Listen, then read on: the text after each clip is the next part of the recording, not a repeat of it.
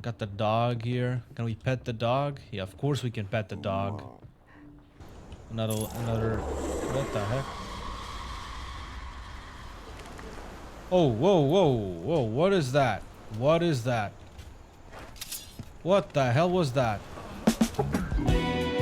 Just when I thought I had seen most of what the extraction genre had to offer, the studio that made such obscure classics as Rock of Ages and Xenoclash, of all people, they come out with this absolutely insane new co-op horror game called The Mound Omen of Cthulhu. This game has been popping in and out of my radar for a while now, but I never managed to pinpoint exactly what kind of game this was, and this made me curious to go and try the demo, and oh boy, I was not ready for what I was about to experience.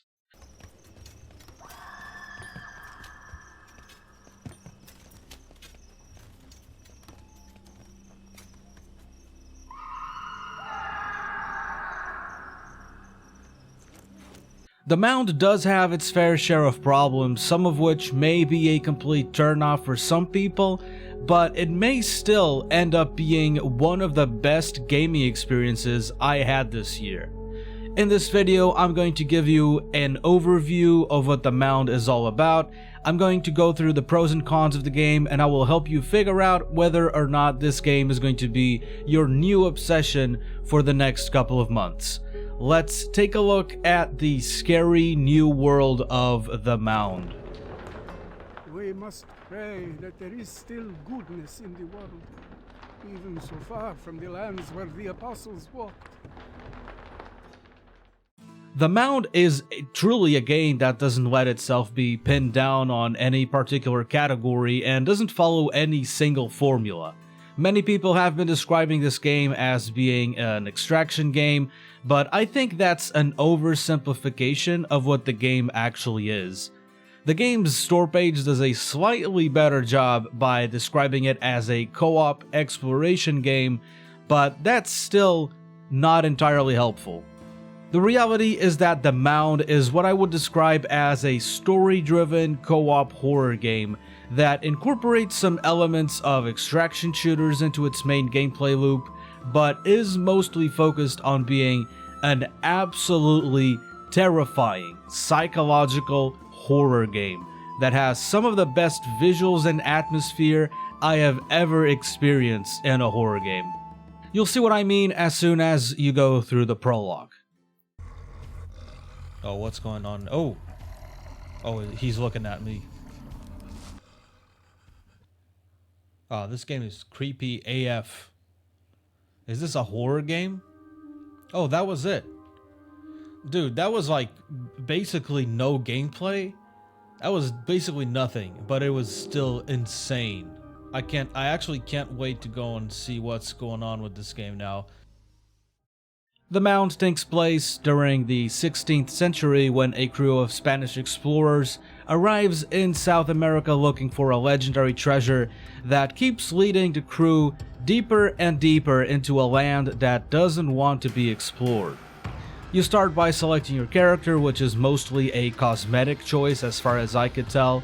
You can then wander around the ship where you can talk to some of the characters, buy items, read up on some lore, and then you can pick up a contract, gear up by grabbing some items that are lying around in this little armory area, and then select a location and off you go.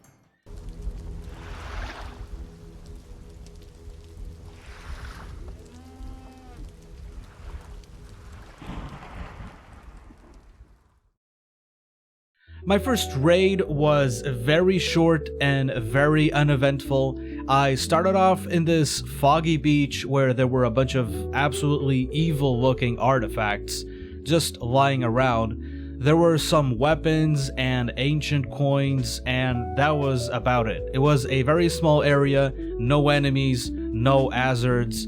I did see something out of the corner of my eye at some point. Another, what the heck? Oh, whoa, whoa, whoa, what is that? What is that? What the hell was that? What? Nah, that was probably nothing.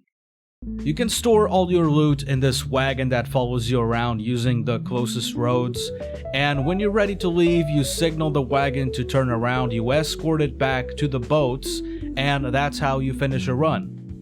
When you get back to the ship, your loot is evaluated by the captain, and you either get a pat on the back or you get yelled at.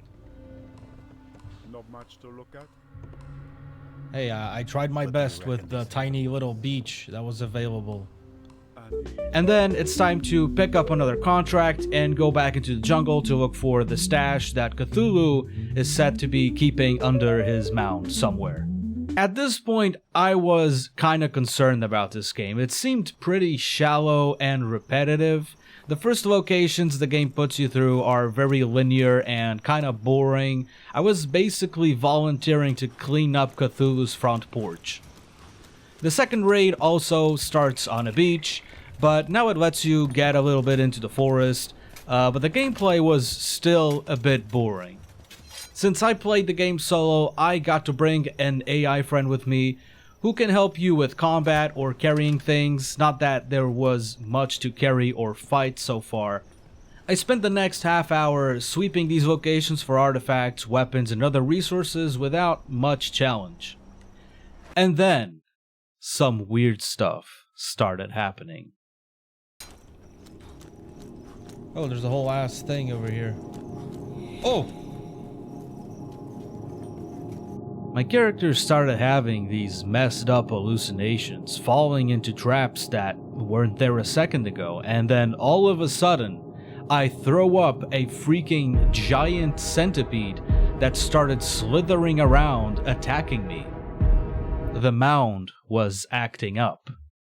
As I made my way further into the jungle, I arrived at an abandoned camp where two zombified humans attacked me and my AI companion. We took them out, looted the camp, found a logbook that contained some valuable information for our expedition, and then I decided it was time to leave before things got any weirder. The game was slowly getting into gear, getting ready to unleash its full potential in the next couple of raids, and I was starting to understand what the mound was all about. For starters, this game is absolutely beautiful, even though it does run like absolute ass and forces you to have DLSS and frame generation turned on if you want to play at anywhere above 30 or 40 FPS. Yes, it sucks. It makes things blurry and weird, but goddamn, this game still looks amazing. And a large part of it is because of the insane amount of attention to detail and complexity put into the foliage and the geography of the levels. It's something that annoys me in a lot of other games when they have these forests and jungles and mountain areas, and you're supposed to feel like you are deep into the deadly wilderness, but you can tell the whole map is just a flat surface with some trees and rocks sprinkled around to give it a forest-y look, but it doesn't feel like you are actually in the wild. But in the mound, the forest feels dangerous, it feels dense, it feels disorienting and overwhelming. The ground is uneven, there are creeks and caves and ravines that all look very photorealistic. It rains so hard that your firearm becomes unusable because everything is wet, and the fog is just terrifying.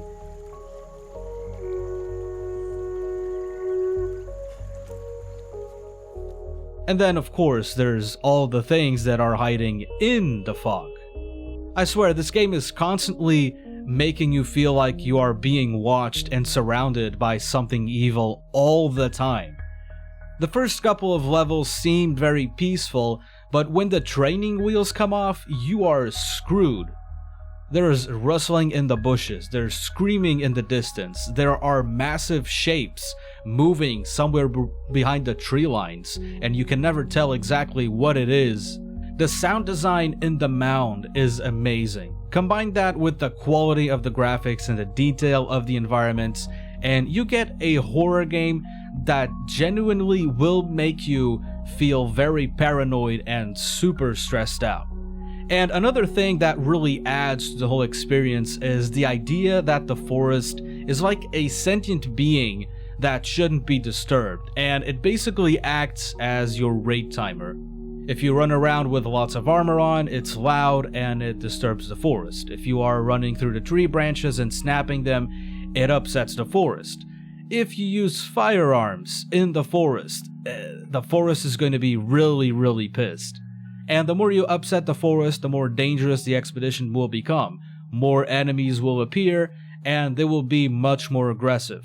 You will suffer from more disorienting hallucinations that will trick you into attacking your own teammates, and vice versa. The whole raid just becomes super chaotic and super dangerous.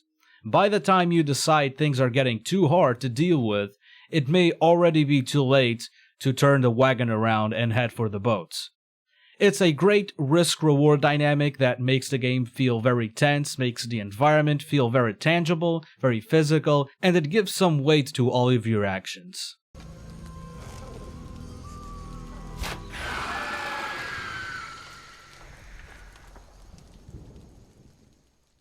At this point, I do have to remind you that I was playing the demo exclusively in solo mode, but the game is heavily marketed as a co-op experience, and some mechanics are probably more effective and interesting if you are playing with some friends using proximity chat and all that. But I do have to say, usually when you involve other players in horror games, a lot of the horror is lost. It just becomes a goofy, quote-unquote friend swap game. On the other hand, playing the game alone lets you absorb a lot more of the horror atmosphere, and the Mound is a unique horror experience.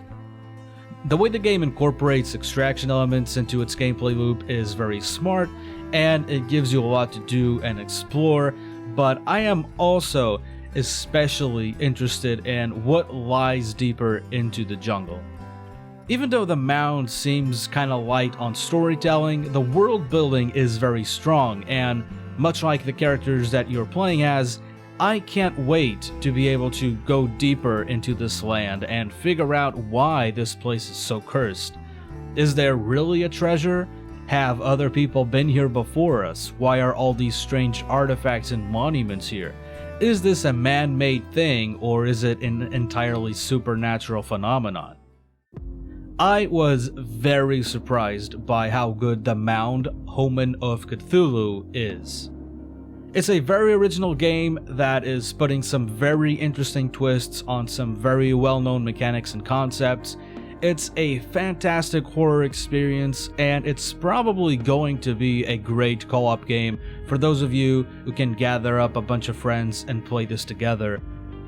With that said, there are some things that could and should be improved.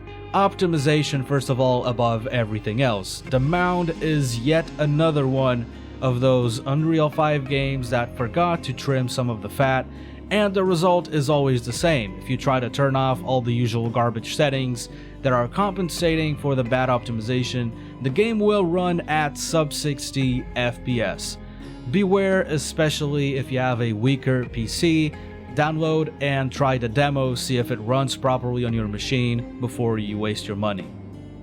Another thing that can be improved is combat in some areas. The melee combat, which is a large part of the combat that exists in the game, feels kind of clunky at times. It's not very impactful and it's a bit slower than expected. I feel like I'm wrestling with the controls more than with the enemy that's in front of me sometimes. Something tells me that the game also doesn't scale properly for solo players, which is understandable in some areas, but in other areas it will feel like you are playing with a bit of a handicap. Some people have also been reporting that the game gets a bit repetitive, but we're all judging the Mound based off of the demo that's currently available on Steam, so take that with a grain of salt. The full version of the game releases on July 15th, and hopefully some of these problems will either be fixed on release or will be fixed over the course of the game's hopefully very long lifespan. But so far, what I've played from the demo, it's amazing. I can't wait to get my hands on the full version and go through the whole story to see if there really is a mound or with some treasure in it or something. I would advise you to keep an eye out for The Mound if you enjoy co-op games and extraction type games. This one is super interesting, very original, and extremely creepy. Creepy. Extremely creepy.